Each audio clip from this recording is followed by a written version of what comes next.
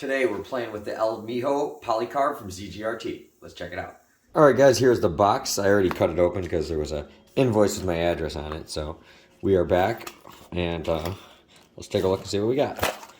Ooh, so first off they sent me a pink one. But it comes in several awesome colors. So, ZGRT MiJo Polycarb. Awesome. And then along, we also get a little sticker, another couple bearings, a slim grooved. This one's not actually a bearing, I believe. It's just like a piece of chunk of metal. Kind of makes it more similar to fixed axle play. And then a little skinny bearing for responsive play. And of course, our tool. And then your string and your sticker. Specs we will put right there. Yeah. I really like this pink. And as you can see, the finger spin hub, as well as, the bearing seat, is this nice bronze material. And yeah, it comes with your standard flat bearing in there. So it's going to be for like semi-unresponsive / semi-responsive play. Then you throw this in if you want really responsive play. Then if you want like fixed axle simulation, you put that one on. So we're going to try them all. So first, we're going to start with this one because it's already in there. But the one thing I like is there's not like a spare axle. Like they all use the same axle, so you don't have to worry about losing the axle or anything like that. So screws together, wind it back up, bada bing, bada boom. Let's have some fun. All right, guys, we are going to start off with the unresponsive setting with the widest bearing, and it will require a bind to return. You can see with a little tug, it will not come back. So it's like totally unresponsive with this setup. I was thinking it'd be more semi-unresponsive, but no, it's totally dead on unresponsive. The finish on this thing is awesome.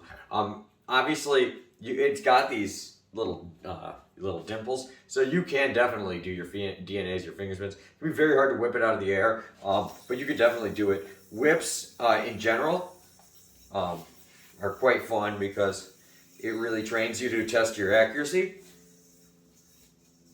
Yeah, baby.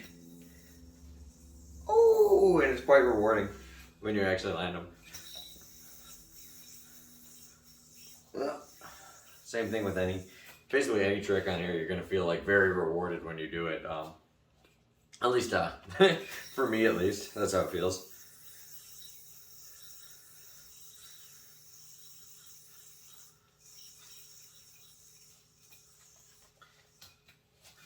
Yeah, but I actually really dig it as the unresponsive setup. Yeah, there's just something it has this, I don't play with a lot of yo-yos that are slim like this. That are unresponsive, so it's pretty cool. Yeah, and it doesn't have the longest spin in the world because it is still to today's standards a little smaller on the bearing side, and then just being so narrow, it can't generate as much force. But just like tricks that you do all the time are gonna be harder on something like this, and sometimes the challenge is it's like half the fun, right?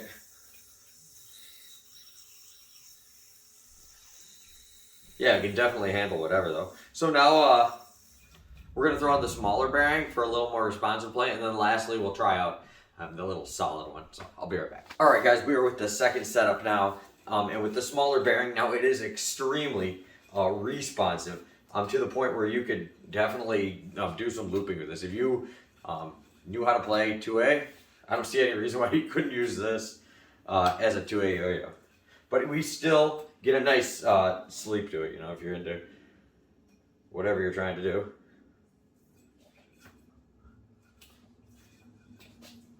Oh yeah, there's also these finger spin things. I probably should have tried that when we had it in the unresponsive state, but that's okay.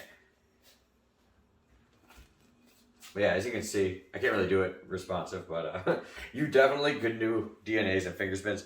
Obviously, it's smaller, so it's going to be harder to whip it out of the air.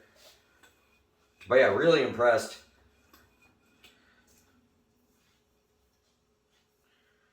With it in this bearing mode also. Really, yeah, really snappy response. Tried to shoot the moon there, and then I realized I was going to hit the ceiling, so I bailed it. Whoa. Yeah, but if you like responsive yo-yos, this is really, really fun, and I must say, it's like beautiful, the way the light goes right through it. Speaking of light, one of my lights just turned off, so let me get a new light bulb for it.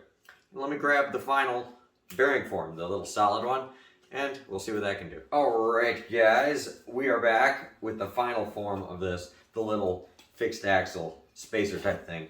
And now, as you can see, obviously it's not going to get anywhere near the spin time because, you know, it's fixed axle, there's no bearing.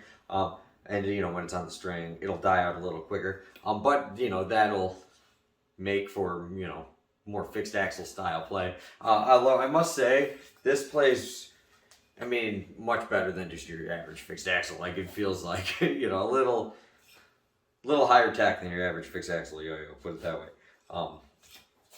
And I guess it is. I'm not, you know, the best fixed axle player by any means. You still get enough spin, you know, to generate enough force to do, you know, stop and goes, things like that. But yeah, just definitely, you know, something totally different. I love how there's so many ways you can customize this yo-yo. For me personally, I really like playing it on the unresponsive because I don't have a lot of slim unresponsive yo-yos, and also the responsive mode.